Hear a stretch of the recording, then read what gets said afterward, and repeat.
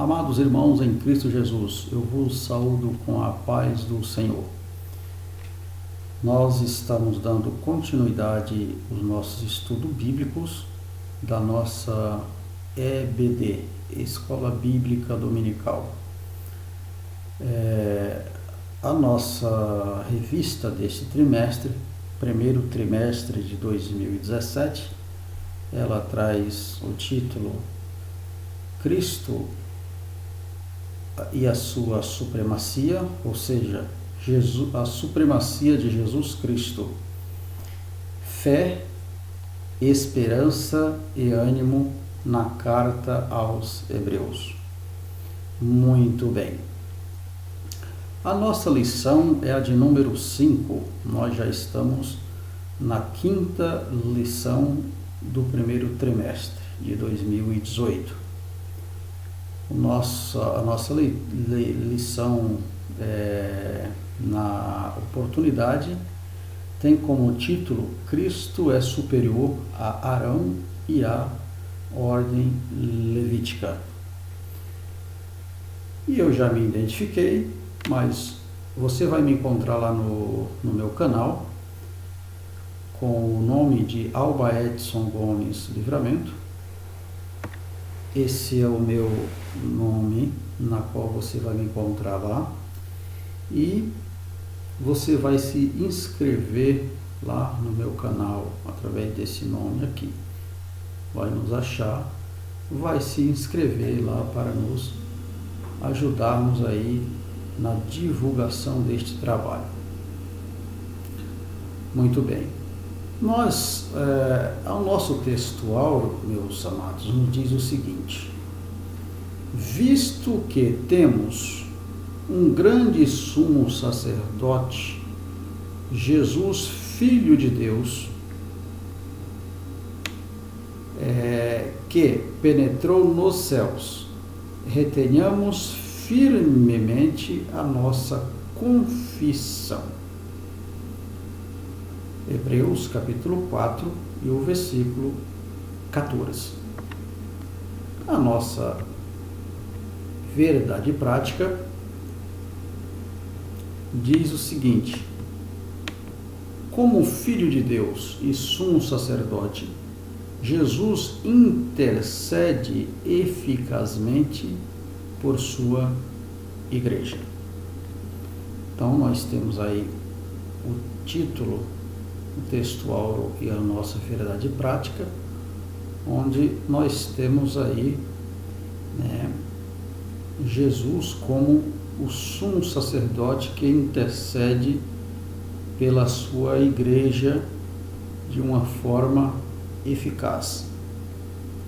A nossa leitura bíblica em classe, ela se encontra no livro de Hebreus, no capítulo 4, versículo 14 ao versículo 16, versículo 15 do capítulo 5, do versículo 1 ao versículo 14. E como de costume, eu não estarei lendo. Vou aí, na medida do possível, nós vamos estar comentando bastante versículo da nossa leitura bíblica. Nós estamos voltando aí, ou ao longo da lição, comentando os nossos versículos bíblicos aí da nossa leitura bíblica em classe. Tá certo? Então, completando aí até o versículo 14 do capítulo 5 de Hebreus. Vamos adiante. Nossa leitura, a nossa lição, nos traz um objetivo geral, que é pontuar o sacerdócio de nosso Senhor como superior à ordem levítica, e que, por isso, ele teve a autoridade para inaugurar uma nova ordem. Vamos estar comentando de uma forma bastante prática e clara a respeito do sacerdócio do Senhor Jesus Cristo, a sua superioridade a ordem levítica e como foi a inauguração dessa nova ordem. Essa nova ordem. De uma forma bastante clara, nós vamos estarmos explicando. A nossa introdução nos diz o seguinte, a nossa introdução. A doutrina do sacerdócio de Jesus começa a ser exposta a partir de Hebreus capítulo 4, versículo 14 ao versículo 16. Tá certo? Então, vamos estarmos explicando o que é isso. Jesus, o grande sumo sacerdote, que penetrou os céus. Um sumo sacerdote grandioso, misericordioso e compassivo. Tá? Esta imagem mostra aqui Jesus como penetra nos céus como sumo sacerdote, grandioso, misericordioso e compassivo. Vamos aí ao longo da lição explicarmos aí a sua grandiosidade, a sua misericórdia e o seu método compassivo de tratar o seu povo para morar nos céus. Na seção de Hebreus, do capítulo 5, versículo 1 ao 10, o autor sacro apresenta de forma detalhada uma discussão sobre as atribuições e qualificações do sacerdócio. Também vamos estar explicando o que é isso.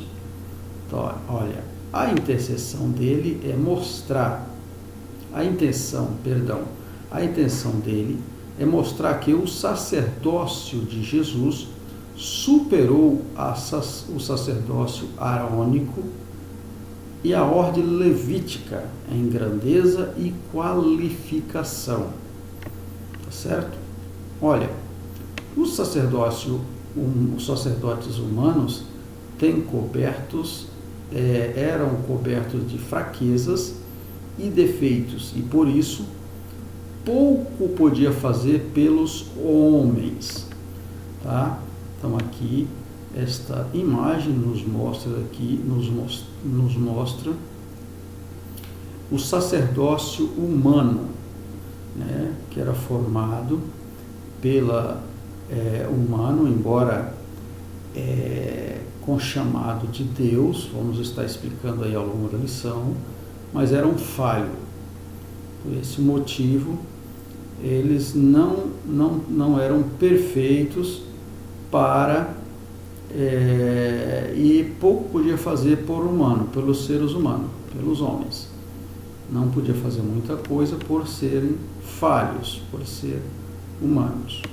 Todavia, Jesus, como sumo sacerdote, era de uma ordem superior e perfeita e, por conta disso, capaz de condoer-se e socorrer os que a ele recorrem. Tá certo? Jesus Cristo, esse sim, de uma ordem superior, tá? E perfeita. Por esse motivo, de uma ordem superior e perfeita, ele é capaz de condoer e socorrer por todos aqueles que nele socorrem. Então, ele é suficiência. Jesus Cristo é o autossuficiente para o socorro para aqueles que recorrem a ele. Muito bem, isso foi uma nossa introdução da nossa lição, e agora nós vamos entrarmos na nossa lição. Como de costume, esta lição ela está dividida em 3 tópicos, tá?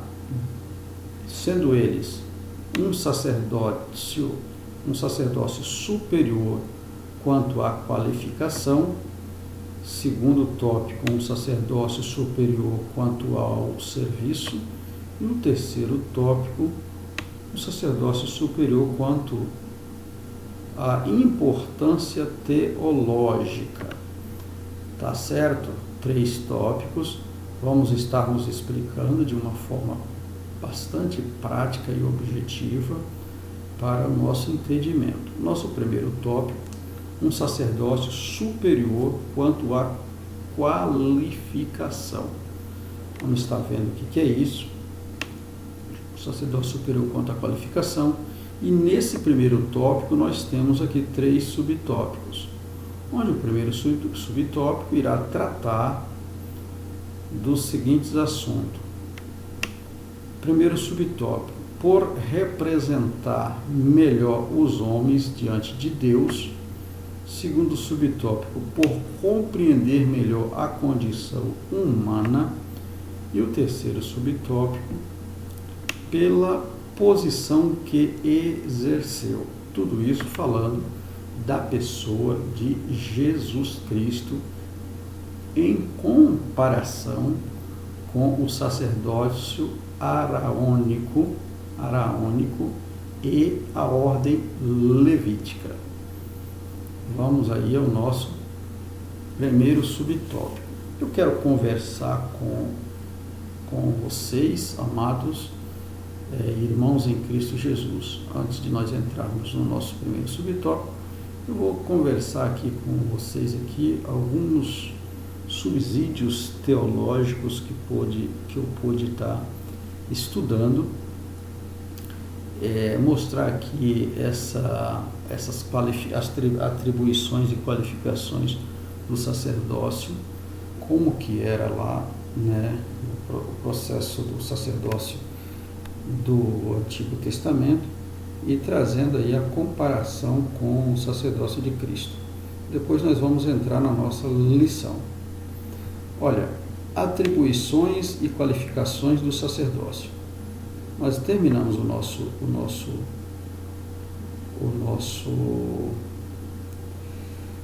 nossa introdução falando sobre essa situação. Nós falamos que a intercessão dele é mostrar, a intenção dele é mostrar que o sacerdócio de Jesus superou o sacerdócio araônico e a ordem levítica em grandeza e qualificação. Então, tá, a intenção dele quem? Do autor aos hebreus, é mostrar essa diferença, a superioridade dos dois sacerdócios, araônico e o sacerdócio levítico, com a grandeza e a qualificação do sacerdócio de Cristo. E aí nós vamos aqui falar sobre a qualificação do sacerdócio. O que era isso? Sacerdócio. Olha, havia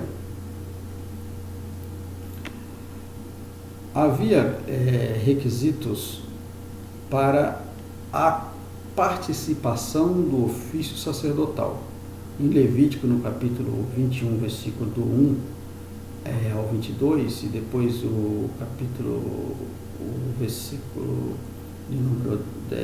capítulo 10 de Levítico, está nos mostrando lá as qualificações do sacerdócio. A vida do sacerdócio deveria ser santa, um modelo de santidade para o povo.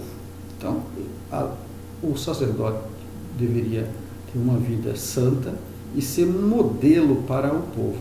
A santidade do sacerdote se evidenciava nas exigências de uma vida santa, como igualmente nos pré-requisitos para servirem.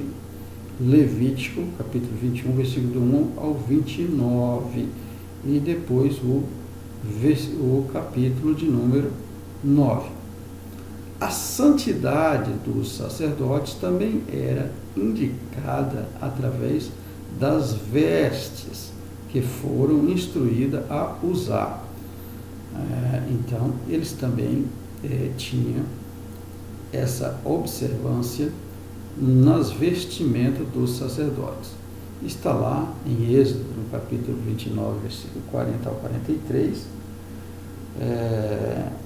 capítulo de número 39, depois do versículo 27 ao versículo 29. Está escrito lá sobre as vestimentas do sacerdote, como que deveria se comportar diante do povo para ministrar na casa do Senhor. Ministério, os filhos de Levi. Ministério, os filhos de Levi. Essa passagem não está na nossa leitura, viu, amados? Aí na nossa revista. Esse é um subsídio teológico na qual eu fiz essa pesquisa, tá certo? Então, quando chegar a hora de acompanhar na revista, eu vou estar falando. Olha, foram designados para o ministério e a descendência de Arão especificamente para o ministério sacerdotal. Então, os filhos de Levi foram designados para o ministério e a descendência de Arão especificamente para o ministério sacerdotal, tendo sua estrutura original construída durante o reinado de Salomão, filho de Davi. Então, a estrutura desse ministério estava baseada com base no reinado de Salomão, ou seja, no tempo contemporâneo ao reinado de Salomão. Tá certo? Então aqui nós temos aqui três pontos básicos aqui dos filhos de Levi no ministério. Primeiro, o ministério sacerdotal era essencialmente um ministério intercessório. O que é isso? Era um ministério intercessório. Eles faziam intercessão pelo povo. Vamos estar aí mais na frente explicando o que é isso. 2. O sacerdote era o mediador entre o povo e Deus, e não apenas no dizer respeito ao oferecimento de sacrifício para expiação das culpas do povo, mas também no sentido mais comum de orar em favor do povo. Então, isso também era um dever, era um atributo do sacerdote, tá certo? Ainda o sacerdote, o 3, era responsabilidade do sacerdote também ensinar a lei de Deus ao povo. Êxodo, capítulo 28, versículo 1 ao 29, depois o capítulo 45, depois Levítico 21, do 1 ao 23, 1 Coríntios, do 24, do 1 ao 31. Está escrito aí essas responsabilidades aí do sacerdote. Por que eu trouxe essa leitura? Para nós entendermos mais na frente os rituais que o sacerdote tinha no Antigo Testamento em relação à superioridade de Jesus e por que nós vamos compreender o ministério de Jesus, ele como um sumo sacerdote que intercede pelo povo ainda hoje. Louvado seja o nome do Senhor para todos sempre. Muito bem. Primeiro subtópico. Olha, por apresentar melhor os homens diante de Deus. E agora sim, você pode acompanhar na sua revista aí o primeiro subtópico do primeiro tópico, tá certo? Primeiro subtópico aí da nossa revista aí, tá? Está escrito assim: o escritor aos Hebreus mostra que o sumo sacerdote do antigo pacto era escolhido dentre os pares. Hebreus capítulo 5 e o versículo 1. Com essa exposição, o autor quer chamar a atenção para o ministério da encarnação, quando Deus se humaniza para tratar com os homens. Falamos disso aqui em lições anteriores, sobre a necessidade de Deus encarnar o seu Filho, ou seja, se humanizar para tratar com os homens, tá certo? Foi uma necessidade de Deus para fazer isso, para tratar a humanidade, para um particular com o homem caído, com o homem que tinha agora se distanciado de Deus. E aí Deus se vê na necessidade. Isso aqui foi uma necessidade extrema. Não tinha uma outra saída. Deus não viu uma outra saída senão enviar o seu Filho para esse sacrifício para a humanidade, para tratar com os homens. Então, lá esta imagem está nos mostrando aí como que era o sacerdócio lá no Antigo Testamento, certo? Lá no Antigo Pacto, eles eram escolhidos dentre os homens, eles eram escolhidos dentre os homens, como fala aqui, dentre os pares, quer dizer que dentre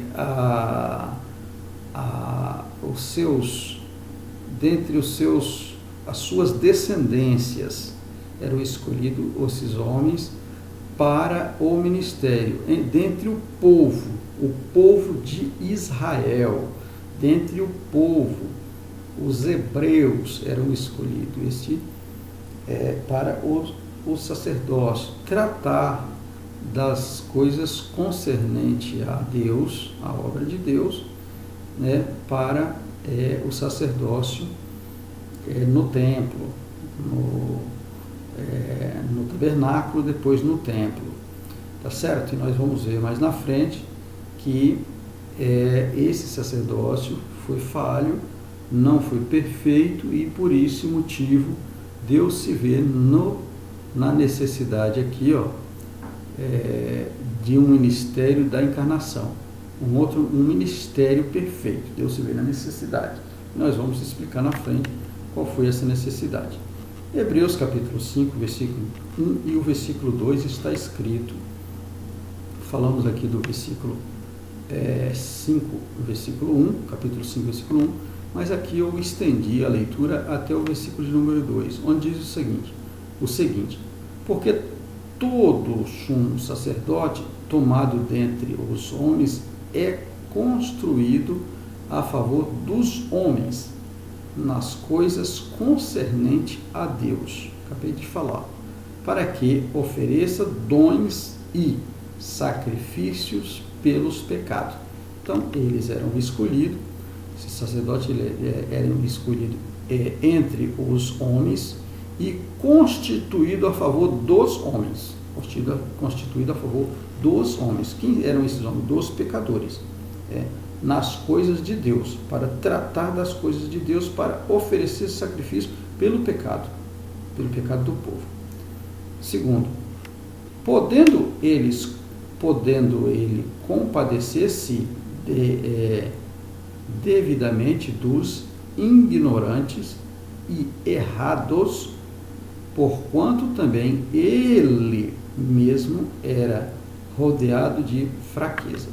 Tá certo? Então aqui está um ponto aqui na qual já encontramos aqui um ponto chave, que eles não poderiam fazer muita coisa pelos homens, ou seja, por nós. Por quê?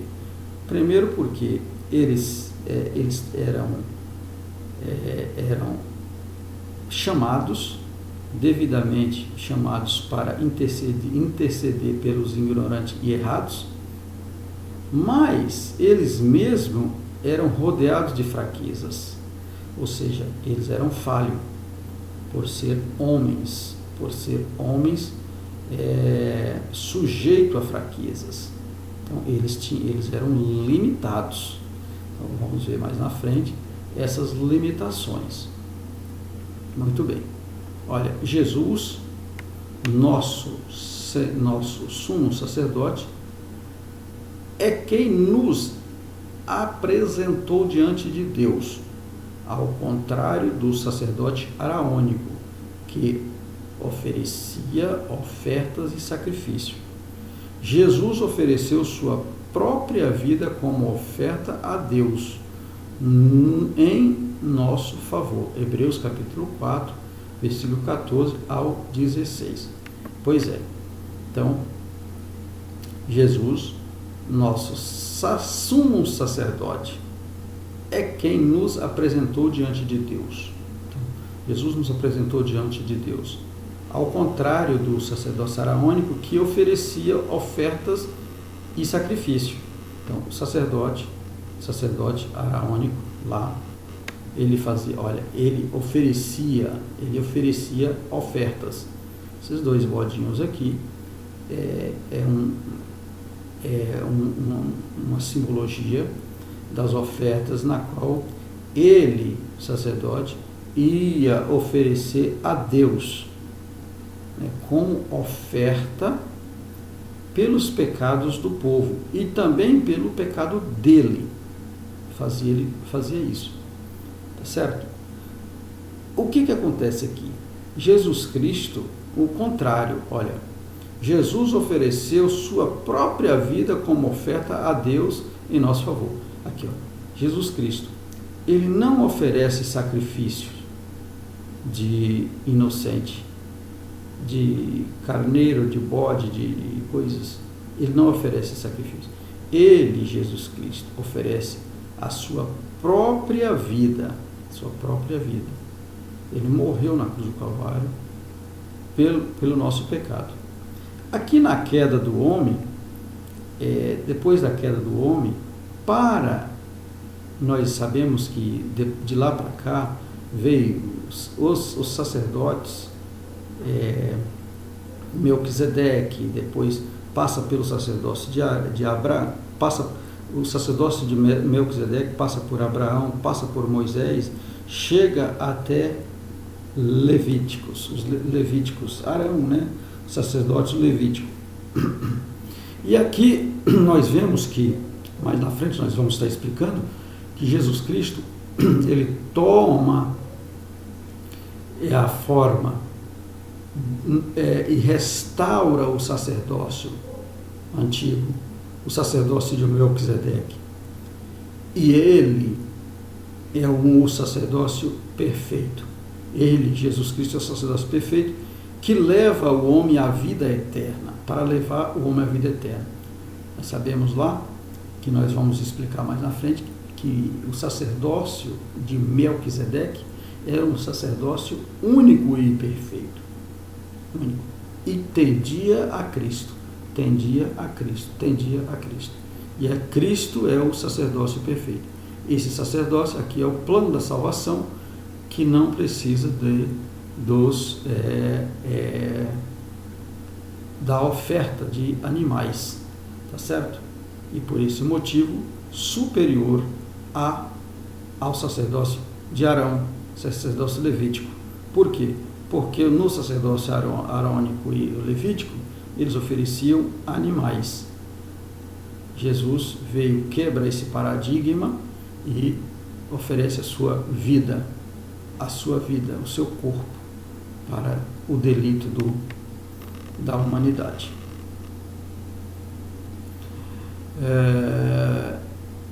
Aqui, Levítico, do capítulo 1 ao capítulo 7, em Levítico, do capítulo 1 ao capítulo 7, aconselho que você leia para que você possa entender. Eu vou estar fazendo um resumão aqui, para nós ganharmos tempo.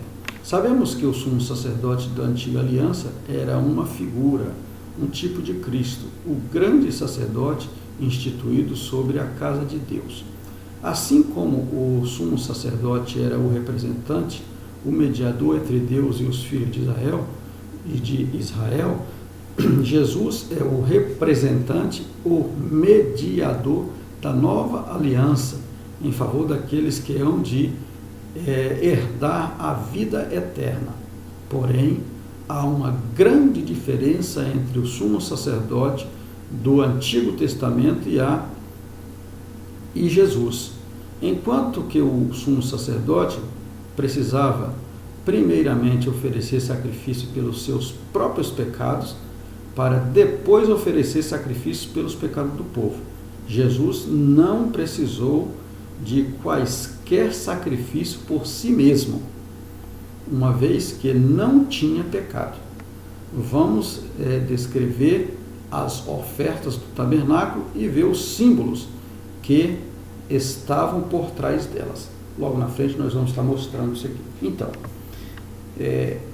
no Antigo Testamento, o sacerdote ele oferecia oferta. Para ele oferecer oferta pelo pecado do povo, ele também precisava oferecer oferta pelo seu pecado dele próprio, para depois oferecer pelo povo. Jesus não. Jesus ofereceu o seu próprio corpo, como oferta, e ele não poderia oferecer nada pelo pecado dele próprio, porque ele não tinha pecado. Então, por esse motivo, ele é superior ao sacerdócio levítico e ao sacerdócio arônico. Por quê? Porque ele não precisava de oferecer nenhuma oferta pelo seu pecado, porque ele não tinha pecado. Jesus Cristo não teve pecado. Então, agora vamos descrever as ofertas do tabernáculo e ver os símbolos, o que representava seus símbolos. Aqui nós temos 5 ofertas. Nós temos a oferta de holocausto, nós temos as ofertas de manjares, nós temos a oferta da paz, e nós vamos ter aí a oferta pelo pecado, e nós vamos ter a oferta, o sacrifício de restauração. Sacrifício de restauração. Vamos ver cada uma delas aqui de uma forma bem objetiva. Aqui nós estamos aqui classificados por cores, para nós entendermos aqui. Nós temos aqui nessa coluna, nós temos aqui as ofertas, tá certo? Nessa coluna nós temos as ofertas, nessa coluna nós temos os elementos da oferta, e nessa coluna o propósito, e aqui a tipologia de cada oferta.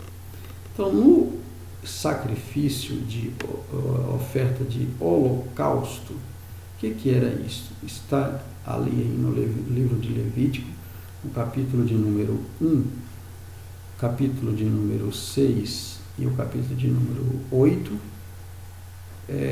capítulo de número 6, do versículo 8 ao 18, depois o capítulo 8, versículo 18 ao 21, e o capítulo 16, versículo 24. Você vai encontrar essas referências bíblicas.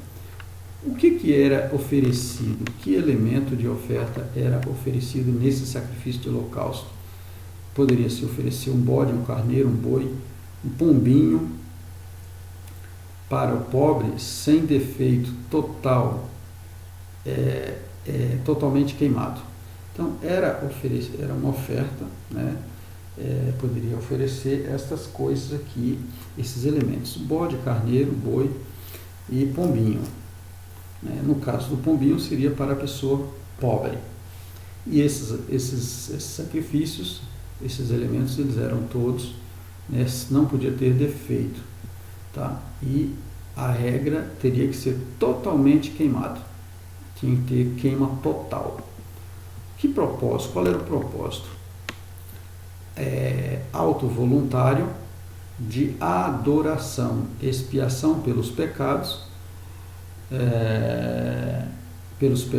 involuntários em geral, expressão de devoção, compromisso e completa entrega a Deus.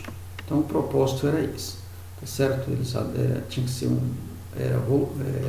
voluntário, ou seja, de livre e espontânea vontade, teria que ser feita essa oferta, que era a oferta de adoração. E era expiação pelos pecados involuntários, um pecado que eram cometido involuntariamente, sem planejamento, sem pensar. Aconteceu por uma fatalidade e acabou pecando de uma forma em geral. E a expressão, isso aqui representava uma expressão de devoção e um compromisso de completa entrega a Deus. Então, esse era o propósito do holocausto. E a tipologia representaria o tipo de Cristo. Cristo, nosso sacrifício perfeito, que se entregou voluntariamente. Então, Cristo nos entregou voluntariamente, Mateus capítulo 27, versículo 35 ao 36, e Efésios capítulo 5, e versículo 2. Está aí estas referências. E o que era a oferta de manjares? A oferta de manjares era grão ou cereal, flor de farinha, azeite de oliva, incenso, bolos asmos, sal, sem fermento, sem mel. Acompanhava a oferta queimada como oferta de comunhão. Então, esse elemento aqui era esses ingredientes, digamos assim, era grão, flor de farinha, um cereal, azeite de oliva, e incenso, bolo, asmo, sal. Não podia ter defeito. Mel não podia ser oferecido como sacrifício de manjar. Por quê? Porque o mel continha fermento. E aqui ele não podia ser fermentado. Sem fermento. Tá?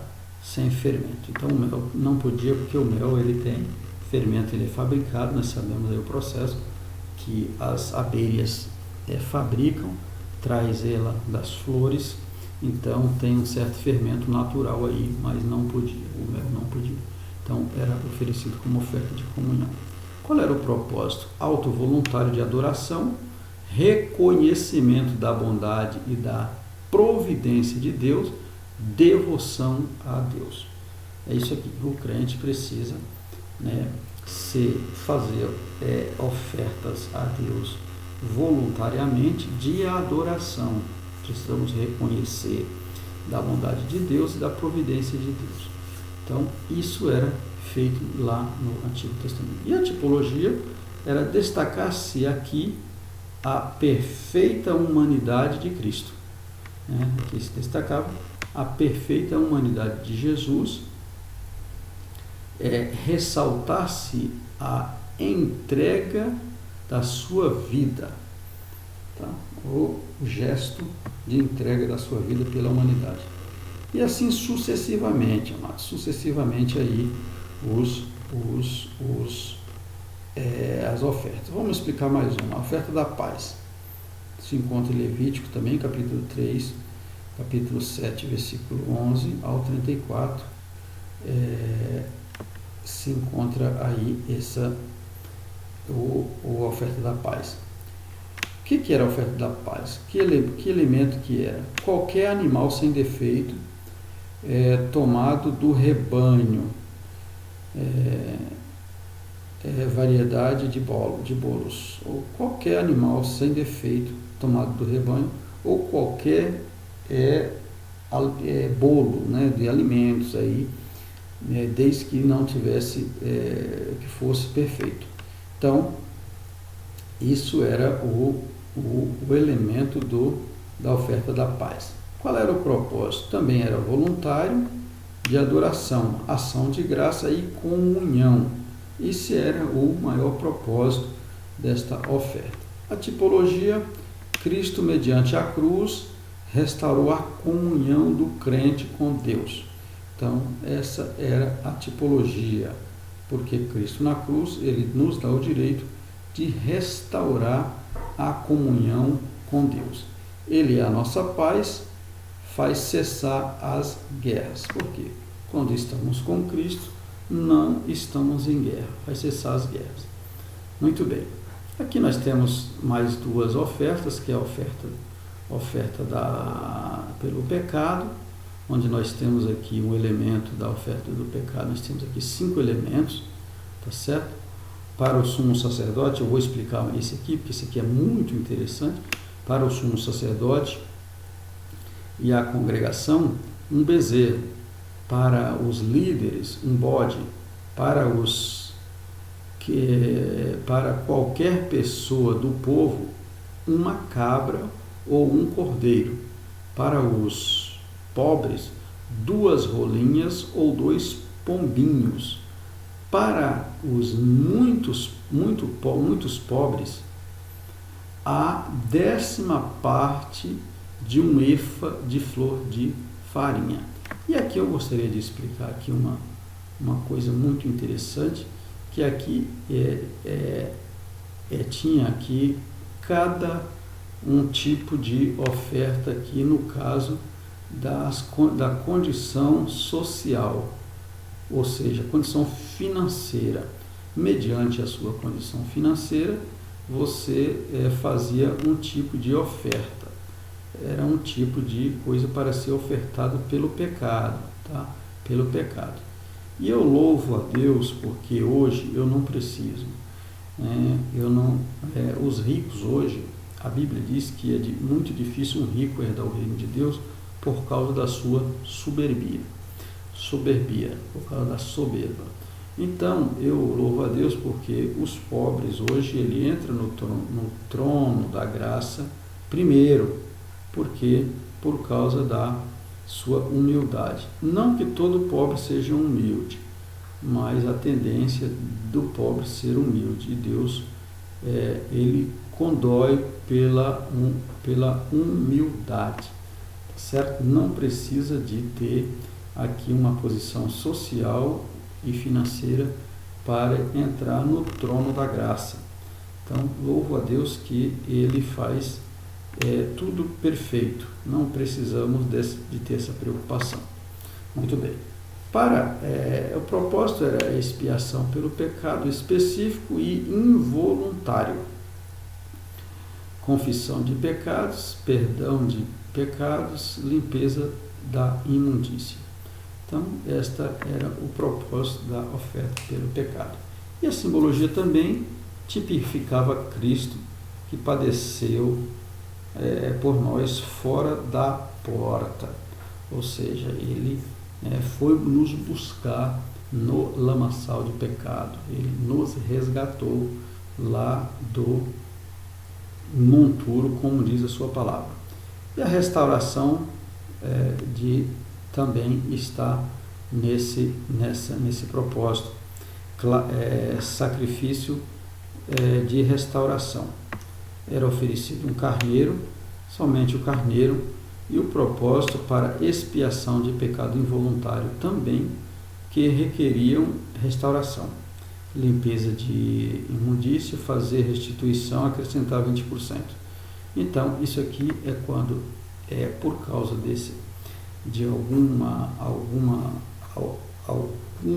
algum problema, alguém seria defraudado. Então, esse elemento, o carneiro, era oferecido como o elemento do sacrifício para expiação de pecados involuntários, aquele pecado involuntário que requeriam de restituição, que precisava ser restituído alguma coisa, que a pessoa precisava ser limpo de alguma impureza, né? Precisava fazer restauração ou acrescido de 20% do que ele tinha perdido. Então, este era o elemento desse tipo de pecado, do pecado da restauração, que era apenas o carneiro. E tipificava também Cristo mediante seu sacrifício, que ele pagou a culpa dos pecados atuais dos crentes. Ele pagou lá na cruz do Calvário, ele já pagou isso aqui. Então nós não precisamos pagar mais, mesmo para os pecados involuntários, e ele nos restituiu o direito de ser chamados filhos de Deus. Muito bem. Agora o nosso segundo subtópico aí, compadecer melhor a condição humana. O sumo sacerdote era alguém tirado de entre o povo e com a capacidade de compreender a condição humana. Olha, ele era alguém tirado de entre o povo, escolhido por Deus, era Deus que escolhia, mas alguém que tinha a capacidade de compreender a condição humana. E como que era feito isso? Olha, a palavra compadecer-se, que está escrito em Hebreus capítulo 5, versículo 2 e o versículo 3, traduz o termo grego metropacheia, que significa escolher um meio termo, a fim de se evitar os extremos. Vamos explicar isso aqui. O que é isso? Então, esse sacerdote, ele tinha a função não de um advogado, mas, vamos dizer assim, como de um juiz. Por quê? Ele era uma espécie de paizão, sei lá, mais ou menos isso, que ele deveria observar, ele deveria ter um meio termo. Vamos ler aqui a próxima frase para a gente entender isso aqui. Olha, um sacerdote que trabalhava com as exigências da lei e ao mesmo tempo com a fraqueza humana, necessitava a todo momento de evitar o extremo. Então, ele, na defesa das causas, e aqui eu coloquei essa setinha aqui, no caso aqui, quando fala meio termo, eu coloquei essa setinha aqui, explicando o seguinte, que na defesa das causas, essa setinha está dizendo o seguinte, que ele trabalhava com as exigências da lei. Então, ele tinha a lei para trabalhar, ele aplicava a lei, ele aplicava totalmente a lei. E, ao mesmo tempo, ele tinha que verificar a fraqueza humana. Então, ele era meio que ele tolerava muitas coisas. Por quê? Porque ele fazia o meio termo, ele não podia ir a ferro e fogo.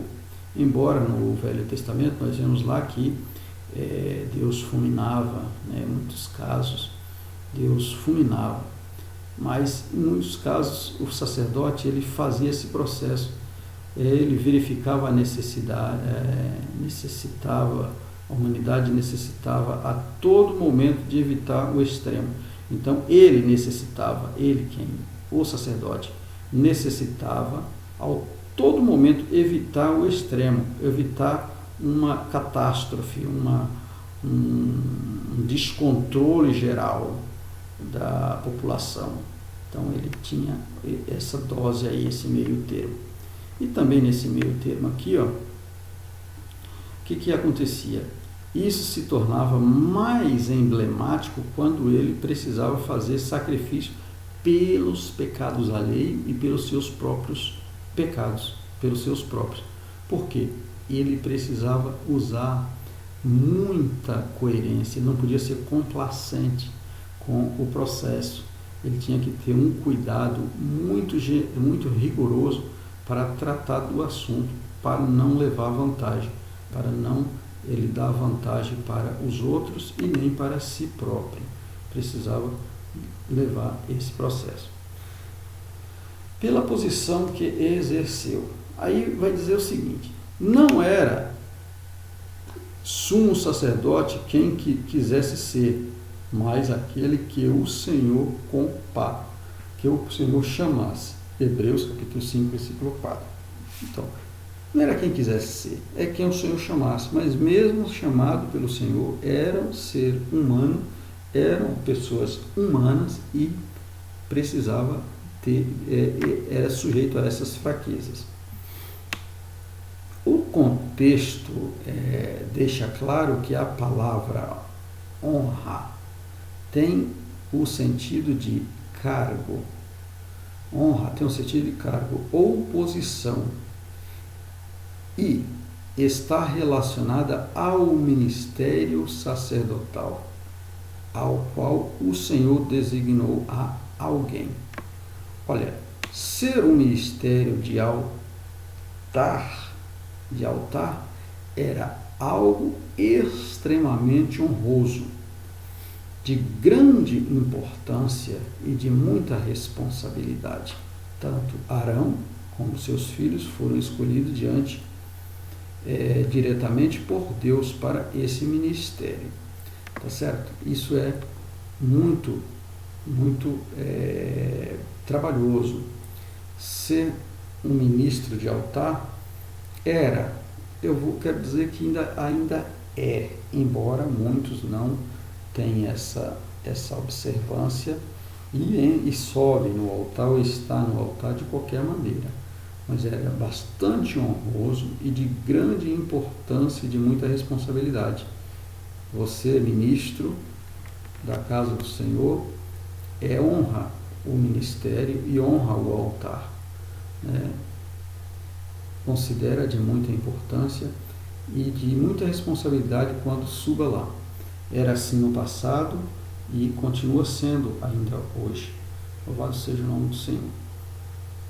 Em Êxodo, no capítulo 28, versículo 1, diz que o seguinte: olha, depois fará chegar a ti teu irmão Arão e a seus filhos com ele diante dos filhos de Israel para me ministrarem e o ofício sacerdotal, a saber, Arão, Nadab e Abiú, Eleazar e Itamar, os filhos de Arão. Então, esses homens aqui receberam direto de Deus a responsabilidade do ofício sacerdotal. Então, foi dado por Deus o ofício sacerdotal. E mesmo sendo dado por Deus, foram falhos. Então, aqui está mostrando a inferioridade deles em comparação com Jesus Cristo, porque Jesus Cristo foi perfeito. Muito bem. Continuando aqui o nosso segundo subtópico, um sacerdócio superior quanto ao serviço. Olha, pela realeza e o propósito pelos quais viveu. Segundo subtópico, pela vida santa que possuía. E o terceiro subtópico, pela submissão que demonstrou. Vamos adiante. Pela realeza e o propósito pelo qual viveu. Olha, em sua exposição sobre o sacerdócio de Cristo, o autor combina o Salmo 2, versículo 7, com o Salmo 4, versículo 10.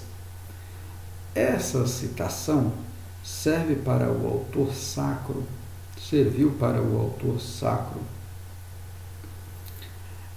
argumentar a favor da filiação divina e da realeza do sacerdócio de Cristo. Vamos explicar isso aí já já. Jesus Cristo não era um Messias político, nem meramente religioso, mas o Messias é aclamado por Deus. Em Salmo 2, versículo 7, o reconhecimento pelo Pai como sumo sacerdote.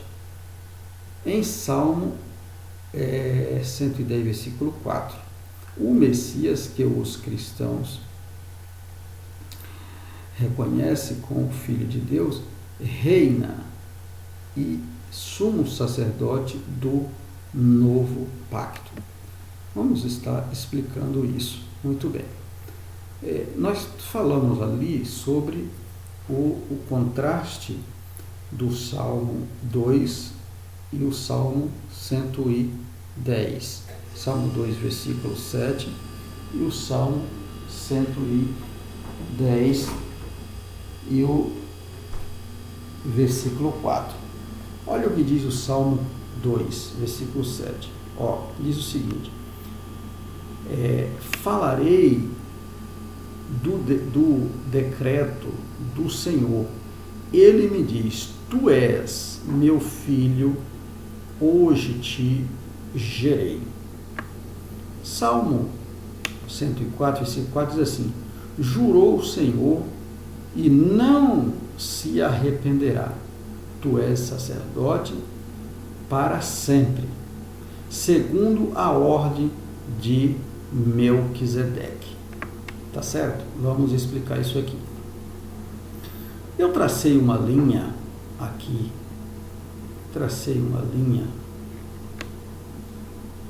Aqui, que ela sai desse ponto, passa aqui, faz esse arco e depois ela dá uma continuidade até aqui. Aqui essa seta, ela acabou atrapalhando, mas essa linha está parada por aqui. Muito bem. Aqui nós temos um arco aqui, onde ela está nos mostrando que esse processo aqui teve um sacerdote universal. Sacerdócio universal. Qual foi esse sacerdócio universal? Esse sacerdócio universal, nós vemos lá que Melquisedeque, aqui foi um sacerdócio único. E nós vemos lá no livro de Gênesis, onde fala sobre o sacerdócio de Melquisedeque, que ele foi ter aquele encontro com Abraão, certo? Muito bem. Olha, mesmo antes aqui de Adão, ou no tempo de Adão, já existia o sacerdócio de Melquisedeque. Melquisedeque era um sacerdócio único, mas ele aparece ali em Gênesis, falando com Abraão, e a Bíblia diz que ele leva para Abraão, alguns ingredientes, e o abençoa. E ali nós vemos, podemos tomar ali como base, ali os ingredientes da Santa Ceia e os ingredientes ali onde fala sobre o dízimo da casa do Senhor. Muito bem. Então nós vemos que esse sacerdócio aqui, sacerdócio de Melquisedeque, ele passa por Abraão, nessa setinha aqui, ele passa por Moisés, e chega aqui. A Bíblia diz que Moisés, ele vai falar com Deus no monte, aqui está o monte. Ele vai falar com Deus em prol ao povo. O povo fica aqui ao pé do monte. Mas esse sacerdócio universal, na qual Melquisedeque é o sacerdócio único, que é o mesmo sacerdócio arônico, que está sob a responsabilidade de Arão, que aqui Deus dá aqui a Arão, e nós vemos lá no capítulo de número 7, ou é o capítulo 8 de Levítico, não me lembro agora, acho que é o capítulo 8, onde fala lá que quando ele dá a ordem a Moisés para levantar Arão e seus filhos como sacerdote, mas já existia aqui com Melquisedeque, como um sacerdote único. E nós vemos que aqui, quando Deus chama, fala com Moisés para que ele sobe ao monte, e o povo fica ao pé do monte, Moisés sobe, quando Moisés desce de lá, o que acontece? Aqui nesse processo aqui, Deus há uma quebra, e nós vamos explicar aqui no próximo slide, aqui nesse processo aqui, nesse slide aqui nós vamos estar explicando, tá? Aqui há uma quebra, uma falha do povo. A Bíblia diz que este povo aqui, quando Moisés desce do monte, esse povo tinha prostituído, ou seja, tinha feito um bezerro de ouro para o adorar. E aí, nesse processo aqui, entra aqui o sacerdócio levítico, tá certo? Que é o sacerdócio levítico. Agora vamos para frente e vamos explicar o próximo processo, e depois eu irei voltar aqui e vou explicar essa parte aqui desse organograma, na qual eu quero chegar no processo aqui da ordem de Melquisedeque. Como que nós chegamos aqui no processo da ordem de Melquisedeque? Olha, uma curiosidade, eu parei aqui, vou explicar aqui, no pé do monte, Deus fala com Moisés, Moisés sobe ao monte para orar. Quando ele desce do monte, aqui do monte, olha o que aconteceu aqui. Acontece essa situação. E eu escrevi aqui com curiosidade. Por que Deus trabalhou com a tribo de Levi e não com a tribo de Judá? Sendo que Judá é o povo escolhido, na qual Jesus veio da tribo de Judá. Mas por que ele não trabalhou com a tribo de Judá? Muito bem. Lembra quando, eu escrevi aqui, lembra quando Moisés foi falar com Deus no monte? Pois é. Então, quando ele desceu, todas as tribos tinham se prostituído, ou seja, estavam adorando o bezerro de ouro que tinha feito um Deus. Em Romanos capítulo 1, versículo 23, Paulo vai dizer que eles mudaram a glória de Deus a uma imagem da mente humana e uma imagem de animal quadrúpedes. As tribos todas se embriagaram, serviram ao bezerro, exceto a tribo de Levi. E aí, o que acontece? Levi não prostituiu. Essa tribo aqui não prostituiu. Ela não adorou o bezerro de ouro. E aí Deus manda Moisés consagrar essa tribo para o serviço sacerdotal. Olha aqui, Deus, agora, de uma tribo, Deus faz aqui, 1, 2, 3, 4, 5, 6, 7, 8, 9, 10, 11, 12 tribos. Para quê? Da tribo de Levi, Deus levanta 12 tribos. Para quê? Israel falhou. Como que ele falhou? Falhou lá no pé do monte. Moisés desceu e já tinham se prostituído. Todas as tribos falharam. E Deus precisa tocar a obra dele. Deus precisa tocar a obra. Ele vai... Porque eu falho, ele vai parar o processo? Não, de jeito nenhum. O que aconteceu? Ele precisava trabalhar. Deus precisava trabalhar. E para isso, lá na frente, nós vamos ver que Jesus recuperou o sacerdócio de Melquisedeque. Jesus recuperou o sacerdócio de Melquisedeque, segundo a ordem de Melquisedeque. Coloquei aqui, segundo a ordem de Melquisedeque. E a igreja assume o lugar de Israel. A igreja assume o lugar de Israel. Vamos voltar aqui para a gente explicar isso. Olha, aqui, nesse processo aqui, Israel falha, Israel prostitui, Deus levanta a tribo de Levi. Aqui Deus constitui da tribo de Levi 12 tribos. Para quê? 12 tribos. Para quê? Para esse processo aqui, ó. Aqui Jesus entra no processo, restaura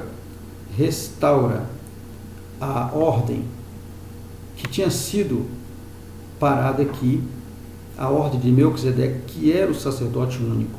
Agora Jesus, ele entra aqui, ele inaugura o sacerdócio como o sacerdócio único, que foi o sacerdócio da nova aliança.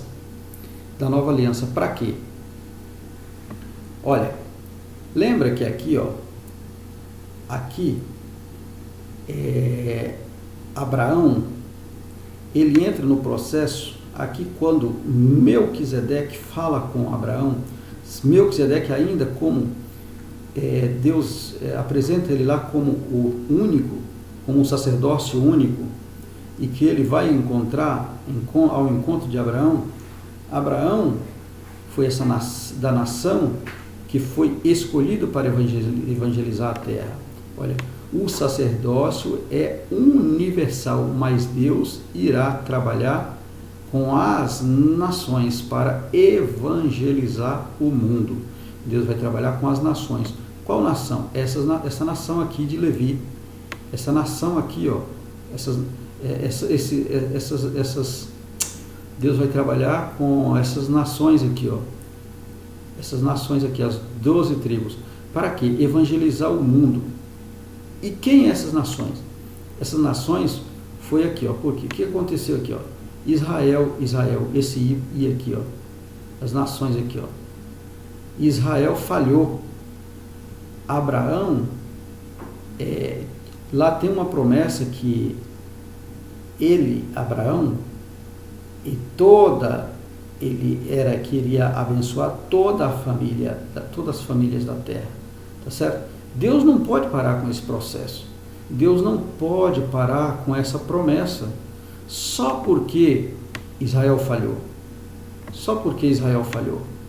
Deus não pode parar com a sua promessa. Cristo restaura sacerdócio de Cristo. Hebreus capítulo 7, versículo 12. Restaura esse sacerdócio aqui, ó, único de Melquisedeque. E agora Cristo é o sacerdócio único, universal. Aqui está no livro de João, capítulo 3, versículo 16, essa restauração, onde fala que João capítulo 3, versículo 16, que Cristo morreu para todo aquele que nele crê não pereça, mas tenha a vida eterna. Todos. Jesus Cristo. Livro de João, capítulo 3, versículo 16. Ele é o ponto, o texto áureo da Bíblia. João capítulo 3, versículo 16. Por quê?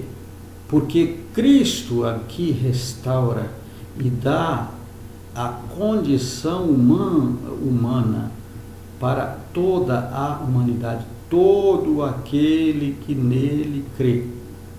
Todo aquele que nele crê tem o direito de vida, de restauração, de vida eterna. O plano aqui falhou, Israel falhou.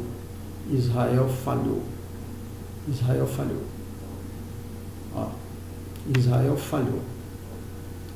Mas Deus não podia ficar parado porque Israel falhou.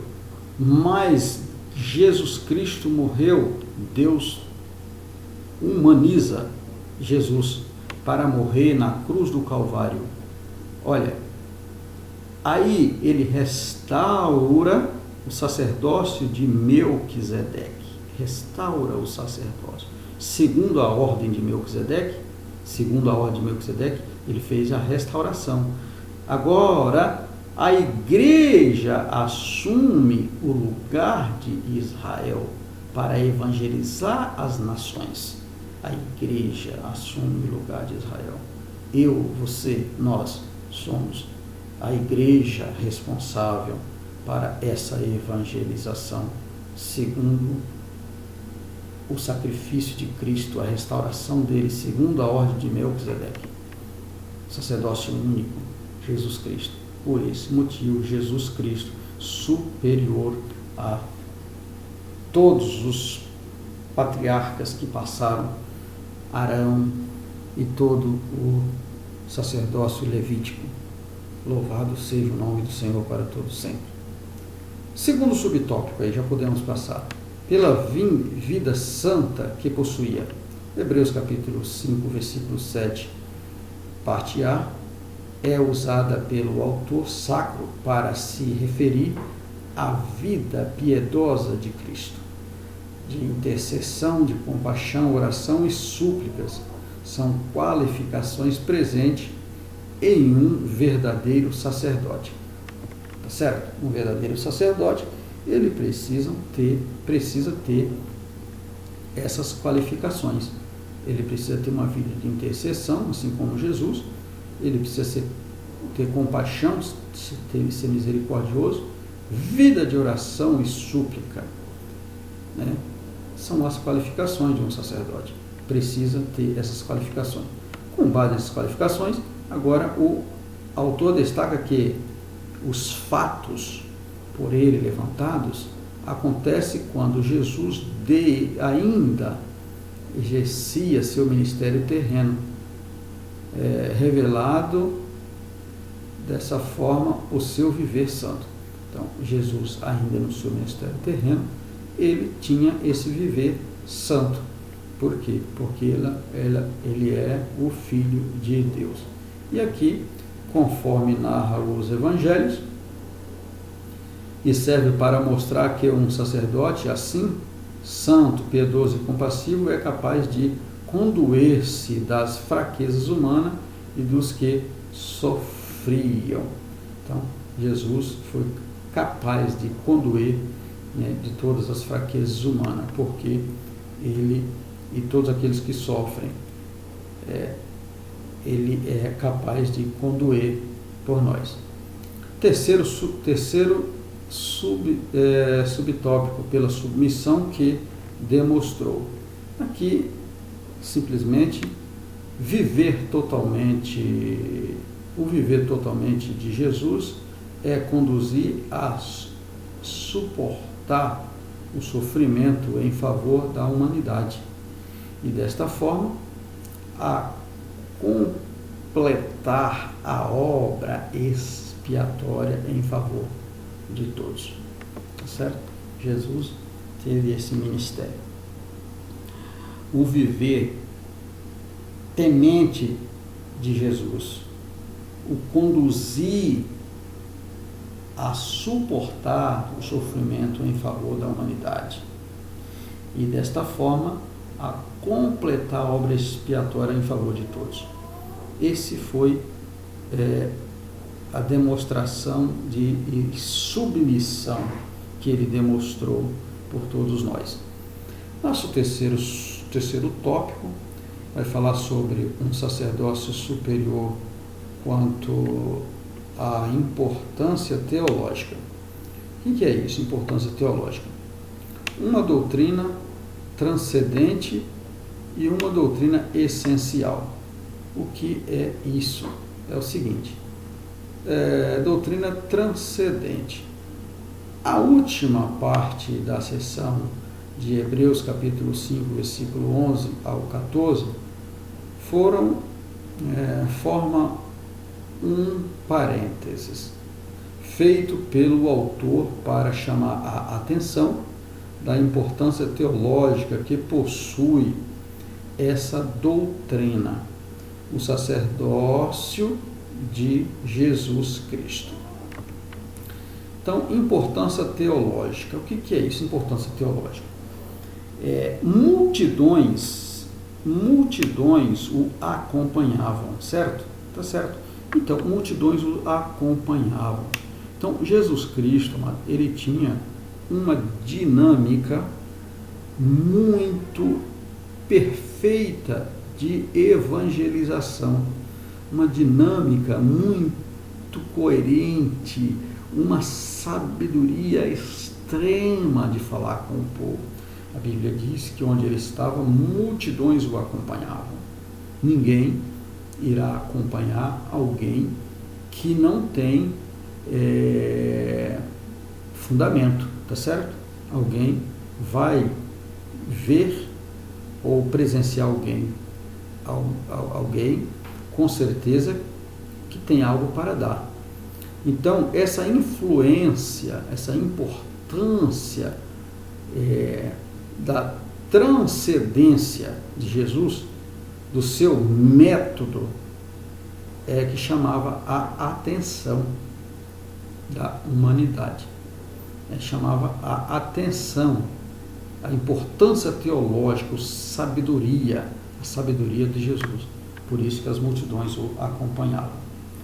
Olha, a compreensão dessa doutrina era de suma importância para o viver cristão. Está vendo o que eu acabei de falar? Mas a falta de crescimento por parte dos leitores tornava difícil para o autor torná-la compreendida. Tá certo? Isso aqui é a falta de importância, a falta de importância para o viver cristão. Muitos, às vezes, não acabam não dando muita importância à leitura, e aí acaba não tornando, não compreendendo, não tendo um crescimento, ficando difícil para tornar uma leitura compreendida. O próprio Jesus diz que o seu povo erravam por não compreender as Escrituras e nem o poder de Deus. Por esse motivo, erravam-se. Mas quando busca a leitura da palavra de Deus, a Bíblia diz que o Espírito Santo, ele revela e ele abre a mente para a interpretação da palavra, e aí está o crescimento da vida espiritual. Olha, era uma doutrina que transcendia em muitos aqueles princípios formadores da fé cristã. Requeria maturidade, o que só teria sido possível se eles exercessem sua mente na meditação da palavra, que eu acabei de falar. Esta palavra, ela só tem um crescimento, na medida da leitura. Aí vem a maturidade para entender a palavra de Deus. E o último tópico aí, subtópico, uma doutrina essencial. Olha, se por um lado essa doutrina era por natureza transcendente, por outro formava o ângulo da fé. A sua compreensão traz substância à nossa fé. Não era de admitir que os hebreus estavam indolentes, desanimados e fracos. Não possuía uma fé substancial. Quando eles se têm maturidade suficiente na vida cristã, fica difícil e às vezes impossível de se fazer escolhas acertadas, tá certo? Pois é, quando não temos, não possui uma fé substancial, uma fé enraizada na palavra de Deus, nos falta maturidade, e aí fica difícil a compreensão e até as escolhas das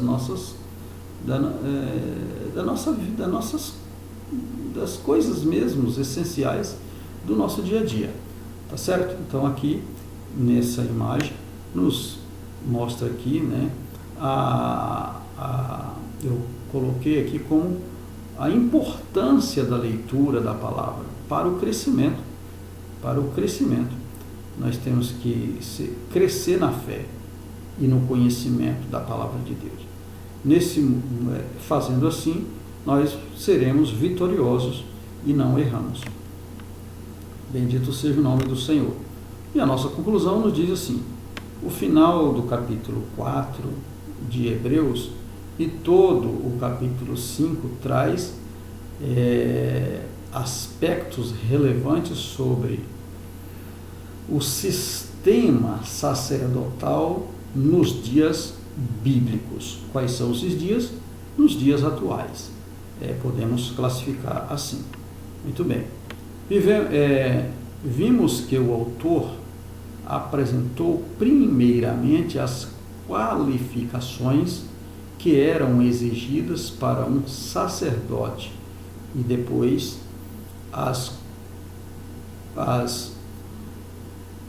contrastou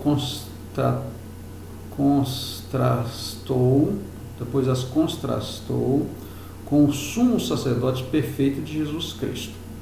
O Filho de Deus viveu toda a nossa condição humana e, como um sacerdote perfeito, está habilitado para interceder por nós. Esta é uma doutrina que todos devemos conhecer bem. É isso aí. O Filho de Deus viveu toda a nossa condição humana. Ele viveu essa condição. Por esse motivo, ele é perfeito e está habilitado para interceder por nós. Tá certo? A Bíblia diz que ele está à destra do Pai, intercedendo por nós. Muito bem. Hoje temos esta possibilidade de, com muita esperança, chegar ao trono da graça. Tá certo? Outrora, ele vai estar como hoje ele é nosso advogado, depois ele virá como juiz, mas enquanto ele está como advogado, ele é esse intercessor por nós, ele tem essa função. Então, chegamos ao trono da graça. Amém, amados?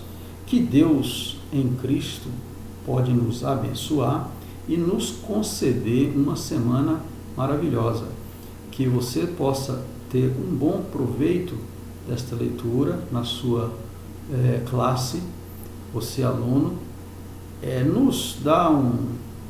visite o nosso, inscreva aí no nosso canal, nos ajude a divulgar esse trabalho. Peço desculpas porque não consegui postar isso com antecedência por causa dos meus trabalhos, mas eu acredito que não vai dar tempo para você estudar para a revista, para a lição deste domingo. Mas tem tantos outros aí no YouTube que você pode estar lendo, que você pode estar estudando, mas que você possa visitar aí o nosso site, aí, o nosso canal e buscar o entendimento da leitura. É bom para o crescimento da tua vida espiritual, não necessariamente para a lição desse domingo, mas ela vai te ajudar bastante aí no entendimento aí desse assunto aí em relação à pessoa de Jesus Cristo, a sua superioridade em relação aos sacerdócios, né, passados, né? Tivemos alguns que nós já estudamos. Nessa oportunidade nós estudamos Arão e os levitas, e você vai ficar bastante informado desse assunto. Que Deus em Cristo possa abençoar e até a próxima aula, no nome de Jesus.